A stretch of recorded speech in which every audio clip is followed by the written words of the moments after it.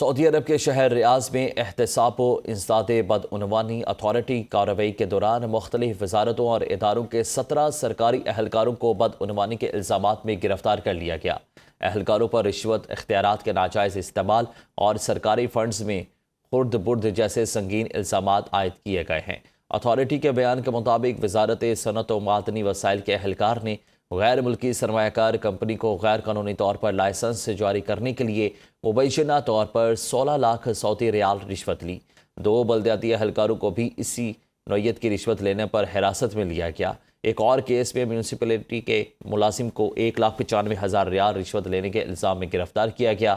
وزارت دفاع نے ایک افسر کو بھی گرفتار کر لیا جو مبینہ طور پر خواتین سے ملازمت کا جھانسا دے کر رقم وصول کرتا تھا۔ محکمہ زکوٰۃ، ٹیکس اور کسٹمز اتھارٹی کے ایک اہلکار کو ایئرپورٹ پر متعدد کسٹمز خلاف ورزیوں پر حراست میں لیا گیا۔ جنگ بندی معاہدے کے باوجود اسرائیل کی غنڈہ گردی برقرار ہے۔ غزہ اور مقبوضہ مغربی کنارے میں حملے، 15 فلسطینی زخمی۔ امریکی صدر ٹرمپ کی حماس کو ایک بار پھر دھمکی، کہا حماس جنگ بندی معاہدے کا احترام کرے، اگر ایسا نہ کیا تو انہیں 2 منٹ کے اندر ختم کر سکتے ہیں۔ حماس نے مزید 2 یرغمالیوں کی باقیات اسرائیل کے حوالے کر دی۔ اسرائیل نے تاحال رفح کراسنگ نہ کھولی، امدادی کارروائیاں سست روی کا شکار۔ حماس کی رفح کراسنگ کی بندش کی شدید مذمت، کھنڈر بنے غزہ سے ملبہ ہٹائے جانے کا کام جاری ہے۔ پاکستان کی جانب سے غزہ امن معاہدے کی اسرائیلی خلاف ورزیوں کی شدید مذمت۔ ترجمان دفتر خارجہ نے کہا کہ پاکستان میں غزہ میں اسرائیلی قابضہ افواج کے تازہ حملوں کی سخت مذمت کرتا ہے۔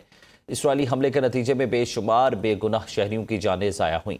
اسرائیلی اقدامات شرم الشیخ میں مسلم اور عرب دنیا، امریکہ، یورپ اور اقوام متحدہ کی قیادت کی موجودگی میں امن معاہدے کی منافی ہیں۔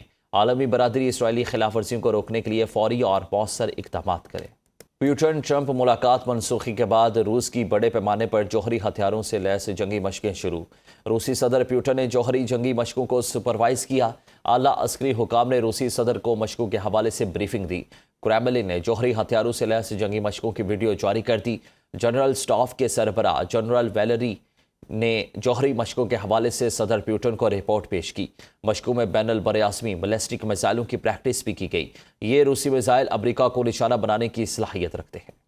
بنگلہ دیش کی عدالت نے پہلی بار جبری گمشدگیوں اور انسانی حقوق کی سنگین خلاف ورزیوں کے الزام میں 15 اعلیٰ فوجی افسران کو حراست میں لینے کا حکم دے دیا۔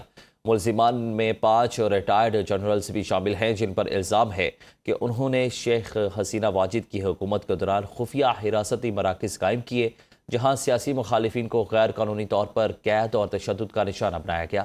اقوام متحدہ کی ایک رپورٹ کے مطابق سال 2024 کے عوامی مظاہروں کے دوران 1400 افراد ہلاک ہوئے تھے، جبکہ سینکڑوں سیاسی کارکن اور طلباء لاپتہ کر دیے گئے۔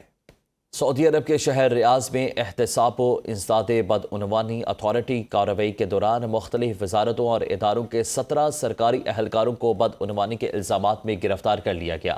اہلکاروں پر رشوت، اختیارات کے ناجائز استعمال اور سرکاری فنڈز میں خرد برد جیسے سنگین الزامات عائد کیے گئے ہیں۔ اتھارٹی کے بیان کے مطابق وزارت صنعت و معدنی وسائل کے اہلکار نے غیر ملکی سرمایہ کار کمپنی کو غیر قانونی طور پر لائسنس جاری کرنے کے لیے مبینہ طور پر 16 لاکھ سعودی ریال رشوت لی۔ 2 بلدیاتی اہلکاروں کو بھی اسی نوعیت کی رشوت لینے پر حراست میں لیا گیا۔ ایک اور کیس میں میونسپلٹی کے ملازم کو 1,95,000 ریال رشوت لینے کے الزام میں گرفتار کیا گیا۔